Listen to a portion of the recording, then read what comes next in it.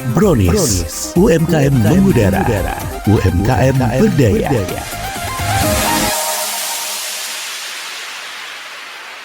Brownies, UMKM mengudara, UMKM berdaya.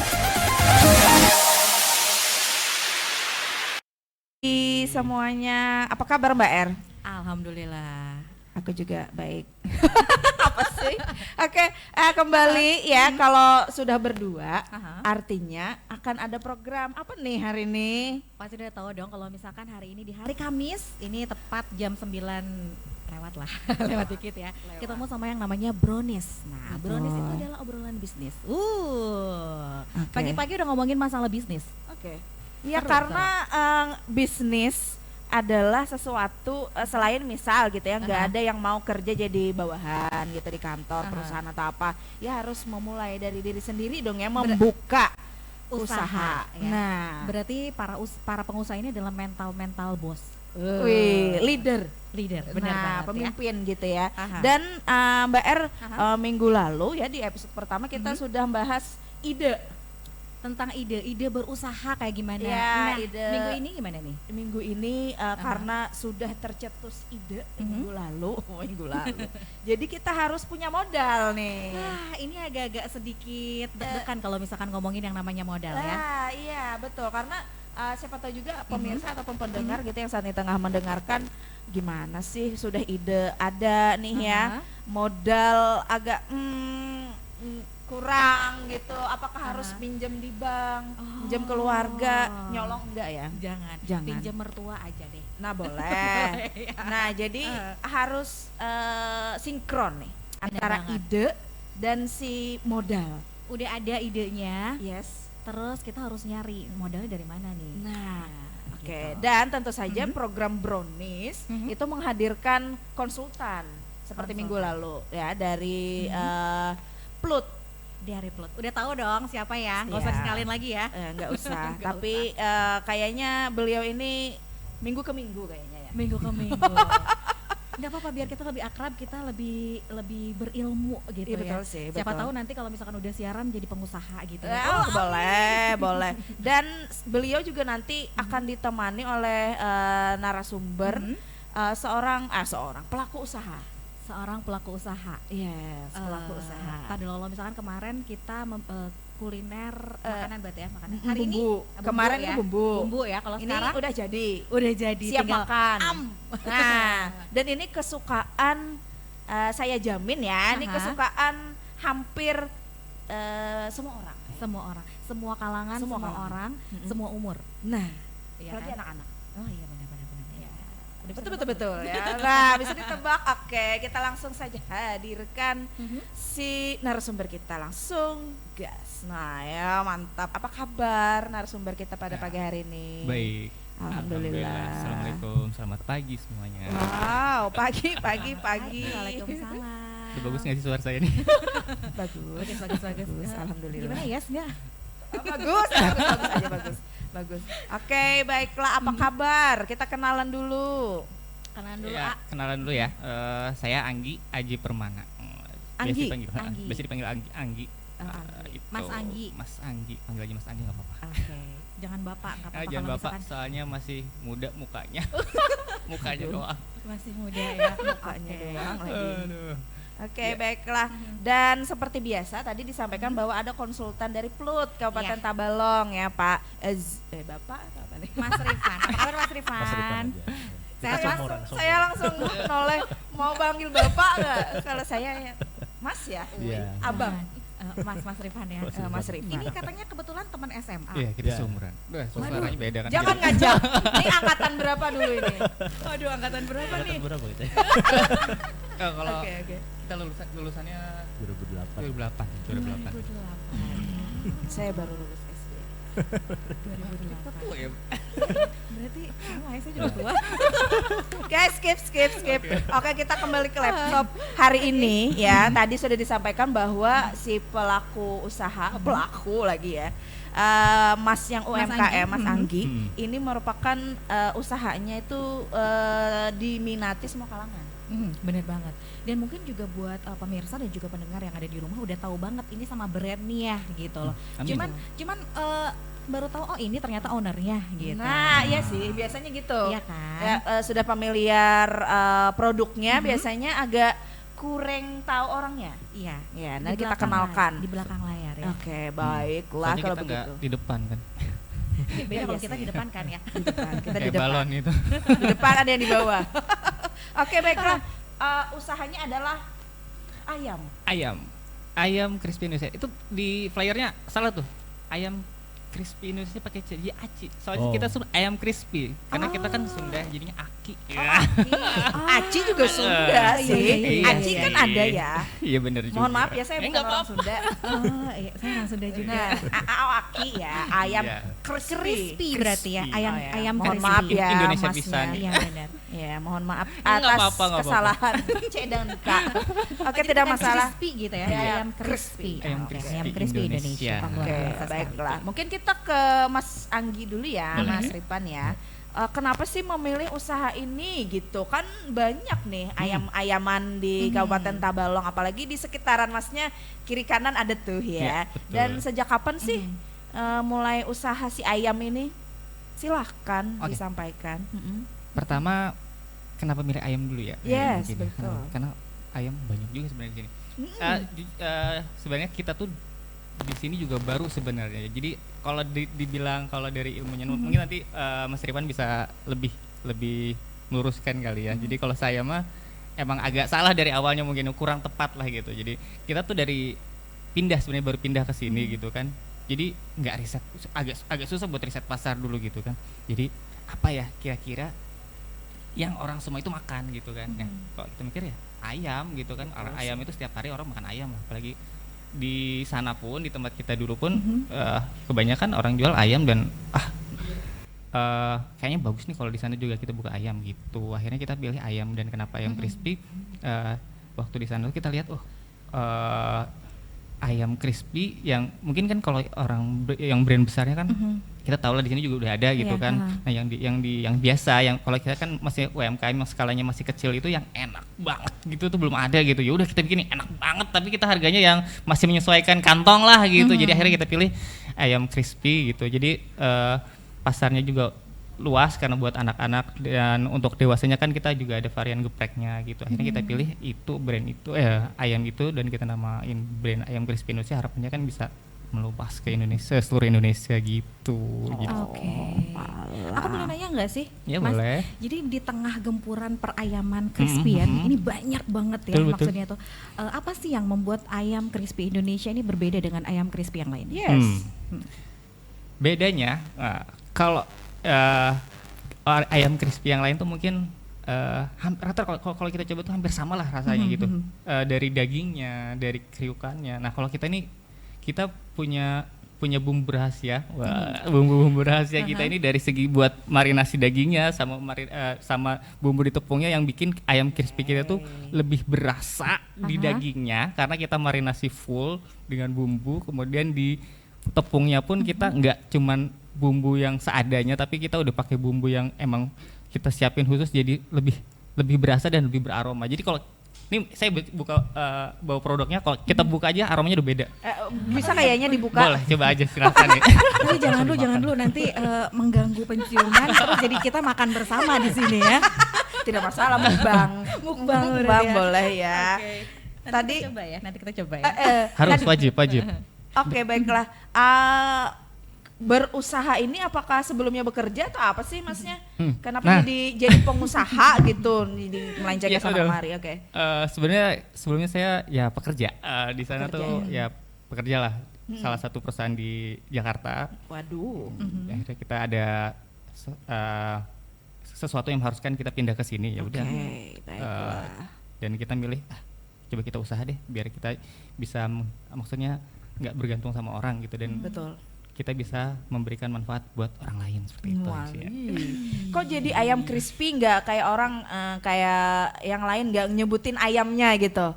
namanya kok ayam crispy Indonesia nggak Kentucky, nggak apa gitu, Iya, Anggi ayam gitu misalnya gitu Ya, itu misalnya. itu udah biasa banget, makanya kita yang nggak biasa. Oh iya sih, cuman harus di crispy gitu. Iya betul. Tapi Iya. ini juga mungkin salah satu kecintaan Mas Anggi kepada Indonesia ya, sampai di brandnya itu Iya. ditulis Betul ayam sekali. crispy Benar-benar. Indonesia gitu. Iya Iya, betul. betul. Dari sih. ayam crispy-nya aja, dari tulisannya aja harus K bukan C Hmm, katanya bener. gitu ya. Kalau Anggi Anggi Kentucky kan berarti kecintaan terhadap Anggi dong, bukan? Iya sih, iya boleh. Bener, Iya, iya, bener, iya, bener. iya, iya. Berarti pemilihan nama ini gimana nih? Sudah difikirkan terlebih dahulu atau Oh, kalau misalkan pemilihan nama emang panjang. Panjang pemilihan nama tuh ya, maksudnya kita cari nama yang kita risetnya tuh jangan sampai sama kan, karena kalau misalnya ada yang udah pernah pakai kan nanti kita kalau misalnya kita mau daftarin kan agak ribet gitu. Jadi kalau misalnya ada yang sama nanti kita pas mau kita daftarin, kita mau brand kita udah segini taunya malah ribet ke depannya. Jadi kita lama tuh milih nama, akhirnya dapat ayam crispy Indonesia ini. Gitu. Awalnya tadi kan pekerja ya. Untuk modal awalnya tuh Nah. gimana sih kemarin? Apakah dari Pesangon gitu nah iya atau keluarga gitu misalnya nyokong atau gimana? atau tabungan mungkin? Nah, ya kalau modal karena kan sebenarnya kalau modal itu kita menyesuaikan dengan kalau saya tipe saya itu adalah kemarin itu kan resign mau buka usaha apa ya kan, usaha apa dengan modal yang saya punya aja gitu. Saya tipe yang nggak mau utang, nggak pernah mau ngutang gitu, nggak pernah mau ngutang. Jadi pada saat resign ada uang seberapa, ya udah kita buka yang bisa dengan modal yang ada.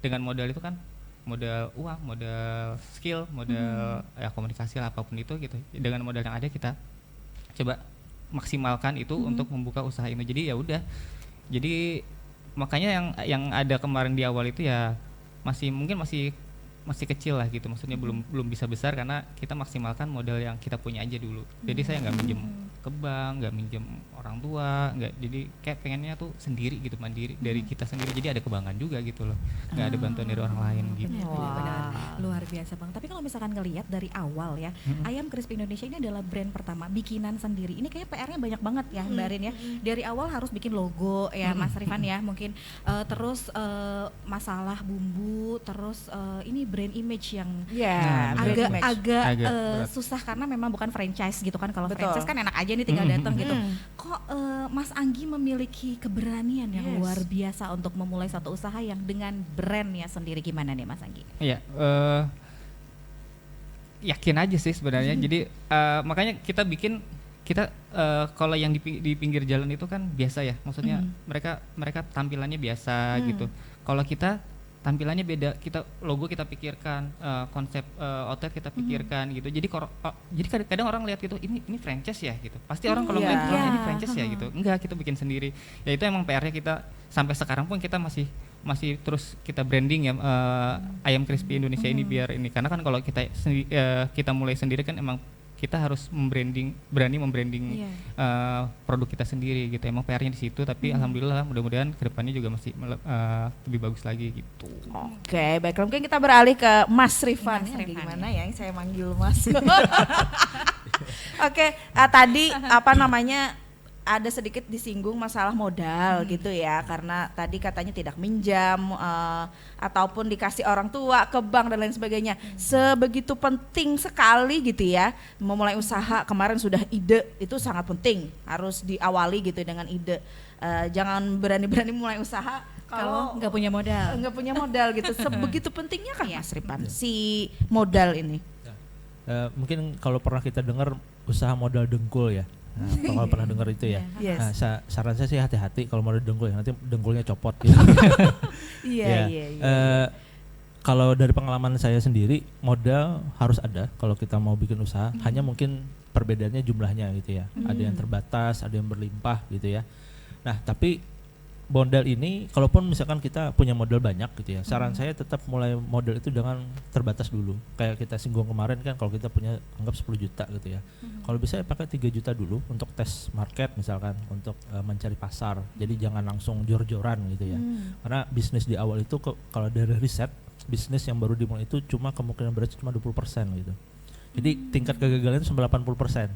Makanya hati-hati kalau kita di awal itu mau keluar modal di bisnis awal itu jangan langsung jor-joran gitu. Nah, terus yang kedua, modal ini ya bentuknya tidak harus uang dulu gitu ya. Semua hal bisa jadikan modal, tenaga kita, waktu kita gitu ya, itu juga dihitung modal juga. Nah, terus yang ketiga, ada alternatif nanti ya. Jadi modal itu pertama dari Mas Anggi tadi dari modal sendiri. Namanya kalau di bidang usaha itu namanya bootstrapping. Jadi kita memakai sumber daya yang kita punya untuk dijadikan modal. Lalu ada dari pihak kedua atau pihak ketiga gitu ya, atau lembaga keuangan, ya, perbankan, lembaga keuangan dan lain-lain. Nah, yang ketiga nanti yang kita bahas adalah terkait ekosistem permodalan. Nah, ini ada 3 alternatif nanti terkait permodalan nanti yang kita bahas. Yang paling banyak nanti ada tentang ekosistem permodalan. Nah, itu nanti yang mungkin bisa dilakukan oleh teman-teman pelaku usaha pemula. Karena kalau bank ada sebutnya bankable. Artinya bank itu ada syarat-syarat yang harus dipenuhi agar bisa mencarikan pinjaman. Meskipun sekarang ada namanya KUR ya, kredit usaha rakyat, itu tanpa agunan. Setahu saya, setahu saya tanpa agunan. Dan itu bisa diakses UMKM. Cuma tetap bisnisnya harus sudah jalan, bukan yang awal yang banget gitu. Nah, lalu yang kalau bootstrapping atau modal sendiri tadi dari Mas Anggi tadi. Nah, intinya modal perlu, hanya saja kalau bisnisnya baru di awal jangan langsung jor-joran kalau punya modal gitu ya. Terus yang kedua, modal itu bisa bentuk sekeliling kita ya, apakah itu barang, tenaga, segala macam. Nah, yang ketiga ada 3 alternatif nanti yang kita bahas lebih dalam lagi gitu. Oke, berarti mempengaruhi sekali ya seorang yang mau berwirausaha misalnya itu memikirkan modal gitu. Oke, baiklah. Ada kalau misalkan tadi yang dibilangin sama Mas Rifan yang tentang namanya modal itu tentunya kan mempengaruhi terhadap operasional ya, usahanya sendiri dengan modal yang taruhlah anggap kita 10 juta dengan biaya operasional yang sekian dengan modal yang cuma 5 juta misalkan kayak gitu. Ini kayak gimana nih Mas Rifan ya? Jadi kalau kita bicara yang baru mulai dulu ya, baru mulai. Nah, seperti saya singgung kemarin, nggak apa-apa kita keluar 1 juta dulu untuk riset market dulu misalkan. Kita tes ada nggak marketnya. Kalau sudah dapat marketnya, baru kita di awal-awal ada namanya tahapan untuk mencari pelanggan atau mencari pembeli dulu. Nah, jadi saran saya bagi teman-teman yang baru mulai usaha, kalau bisa jangan produksi dulu, ya, fokus ke marketingnya. Jadi kalau bisa produksinya mungkin ngambil dari supplier atau apa, kita bantu jualkan. Bahkan saran saya kalau teman-teman baru mulai, nggak apa-apa dari dropship dulu ya, jualkan produk orang dulu. Kalau sudah ada marketnya, modal terkumpul dari kita jual dropship, baru kita mulai gitu loh. Sudah ada marketnya, modalnya kita bisa. Nah, jadi tahapannya adalah pertama, kalau kita mau keluar modal di awal, cari tahap tangga pertama itu namanya mencari pembeli sebanyak-banyaknya dulu. Kenalkan dulu produk kita dan rubah orang yang tahu itu jadi pembeli. Nah, sudah jadi pembeli, ada tahapan kedua merubah pembeli tadi jadi orang-orang yang loyal. Pelanggan. Nah, pelanggan itu dia beli lebih banyak, lebih sering, gitu loh. Kalau pembeli tadi beli sekali ya itu pembeli namanya. Nah, artinya di tangga awal ini kalau bisa keluar duitnya itu modal itu marketing dulu, penjualan dulu. Kalau bisa produksi dihindari dulu deh di awal. Ya saran saya gitu ya. Tapi bisa berbeda pendapat juga bisa.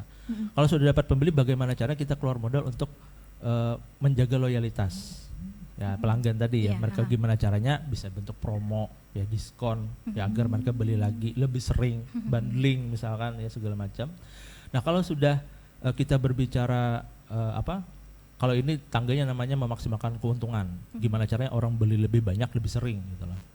Kalau pernah beli di salah satu brand ayam besar ya, bisa pernah ya ditawari sama konsumen yang di depan itu front desk-nya itu.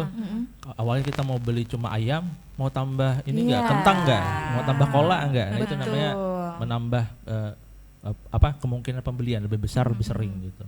Artinya masih marketing juga di sini, kita keluar modalnya di situ. Nah, yang ketiga, kalau kita sudah memaksimalkan profit, pelanggan sudah banyak, baru kita masuk namanya sistemasi. Rekrut karyawan gitu ya, bikin SOP ya, sistemasi. Kenapa? Karena di sistemasi ini kita membuat prosedur usaha kita agar bisa didelegasikan ke karyawan kita. Nah, ini menggaji karyawan di tangga ini baru gitu loh. 1, 2 tadi kita mungkin masih namanya CEO, chef of everything ya, apa-apa dikerjain sendiri. Gitu. Kalau sudah dapat karyawan, sistem sudah bagus, baru kita mikir buka cabang. Jangan modal sendiri dulu kalau bisa Oke. gitu loh. Buka cabang, Mas Anggi buka cabang Tanjung Selatan, sudah bagus sistemnya, karyawan sudah ada, buka cabang misalnya di Pembataan, di Mabuun gitu ya. Nah, gak apa-apa juga modal sendiri dulu, buka cabang 5 cabang misalkan. Nah, kalau sudah cabang ini beroperasi baru ada namanya franchise, ada namanya kemitraan. Ya kita buka cabang itu dengan modal orang lain. Artinya kita sudah teruji dulu buka cabang di berbagai pasar, di berbagai market. Nah, di tahap akhir namanya kita investasi. Baru kita mikir, misalkan Mas Anggi fokusnya di gerobakan. Nah, di tangga kelima ini baru kita mikir hulunya. Misalkan bikin peternakan sendiri gitu loh. Gitu ya, bikin punya ayam sendiri gitu ya yang diternak sendiri, bumbunya, tepungnya, bikin lahan sendiri segala macam. Nah, itu tahapan-tahapan permodalannya. Makanya di awal ini kalau kita punya modal di tangga 1 2 itu fokus ke marketing dulu, pemasaran. Gitu, mencari pembeli sebanyak-banyaknya dan merubah mereka jadi pelanggan loyal gitu loh. Dari yang saya tangkap dari obrolan kita tadi, Mas Rifan, berarti kalau misalkan untuk para pemula pengusaha itu jangan dulu mikirin udah modal segini keuntungan berapa, itu dihilangkan dulu berarti ya untuk berpikiran untuk mendapatkan keuntungan yang banyak. Berarti memang awalnya kenalan dulu, mengenalkan. Di tangga awal saran saya tidak perlu mentarget keuntungan sebanyak-banyaknya dulu, tapi harus untung. Gimana tuh ya? Karena bisnis itu satu aja rumusnya kan, modal itu jangan lebih banyak dari pemasukan. Jadi kita modal 5 juta, minimal 5 juta 100 gitu loh. Artinya ada kelebihan gitu ya. Kalau bisnis itu kalau balik modal 5 juta, baliknya cuma 5 juta, rugi sebetulnya. Oh gitu. Betul. Kalau modal 5 juta, baliknya 4 juta, itu celaka. Iya, tidak sesuai ya. Berarti kalau misalkan makanan ini kira-kira dari modal persentasenya berapa nih? Misalkan 1:2 kah? Yang bisa disebut sebagai keuntungan gitu. Kalau makanan, apalagi makanan yang cepat expired itu saran saya marginnya ya. Apalagi yang misalkan brandnya perlu tetap promosi segala macam, saran saya 100%. 1:2. Tapi 100% itu dibagi lagi, misalkan 20% untuk namanya ada bahan baku ya. Nah, para pelaku usaha itu nggak ngitung ada namanya inflasi. Inflasi bahan baku ya, itu sisihkan dari keuntungan itu 20% untuk jaga-jaga kalau ada kenaikan bahan baku segala macam. Lalu ada penyusutan, misalkan Mas Anggi ini pakai panci kan, atau apa segala macam, segala open segala macam, itu harganya tahun ini dengan 5 tahun lagi pasti beda. Itu ada penyusutan namanya, ada kerusakan, ada kenaikan harga. Nah, itu sisihkan 10% lagi. Jadi sisa 70% ya kayak gitu. Nah, 70% ini ada namanya biaya branding. Karena mungkin kalau ayam crispy dibandingkan ada brand yang terkenal, ini perlu promosi lagi kan gitu loh. Harus ada pengenalan lagi. Nah, itu bisa kita sisihkan 20% untuk mengenalkan brand kita ke orang-orang gitu loh. Jadi sebetulnya kalau makanan itu bersihnya dari 100% itu cuma 20% aja. Yang diambil oleh pelaku usaha. Jadi keuntungannya real, betul. Keuntungannya. Jadi jangan bilang nih banyak banget keuntungannya 100%. Tapi ada tahapan-tahapan lagi, dipotong-potong lagi gitu loh. Itu yang harus dipikirkan betul. Ya oleh pengusaha. Tidak hanya sekedar jualan, jadi misalnya dari dapur gitu ya, dipasarkan, dijualan, tidak hanya sekedar itu. Banyak PR-nya ternyata ya. Ini apalagi yang buat para pemula juga yang sampai istilahnya kita baru ada keuntungan sekian nih gitu kan, udah pengen yang lain-lain gitu kan, terus tiba-tiba modalnya dihabisin gitu aja itu sangat-sangat kayaknya tidak smart ya. Jadi hati-hati, maka tahapan tadi saya bilang, makanya kalau kan ada pengusaha itu yang sudah dapat keuntungan sedikit ya kredit ini kredit itu gitu ya. Padahal ada 5 tahapan kan, saya bilang tadi kalau mau ngambil bidang yang selain misal ayam nih, itu baru di level tahapan kelima kan sebetulnya, dan itu pun kalau bisa yang masih berhubungan dengan usaha kita.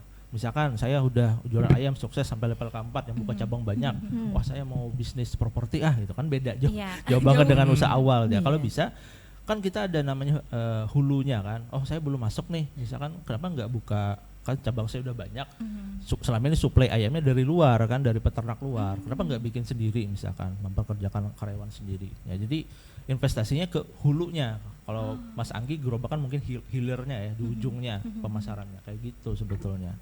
Ya, jadi masih banyak PR usaha itu, kalau sudah untung tuh masih jauh lagi, kita masih ada bisa pengembangan di bidang usahanya gitu. Oke, menarik sekali ya Mbak R. Oke, kita sampai lupa break. Dan saya sampai lupa untuk menyampaikan bahwasanya ini kita ada buka telepon interaktif. Wow.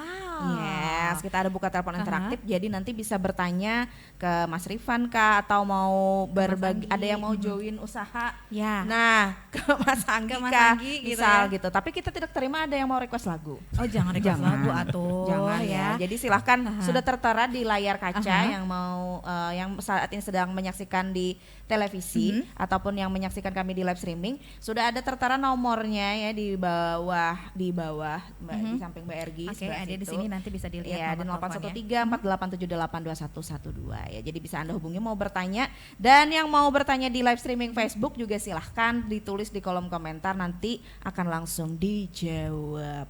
Oke, baiklah, kita break dulu sejenak ya pendengar sekaliannya. Jadi siapkan saja pertanyaan-pertanyaan Anda, dan terus dengarkan kami, ada mengudara di TV Tabalong dan juga di Radio Suara Tabalong. Kami break dulu sejenak, jangan kemana-mana.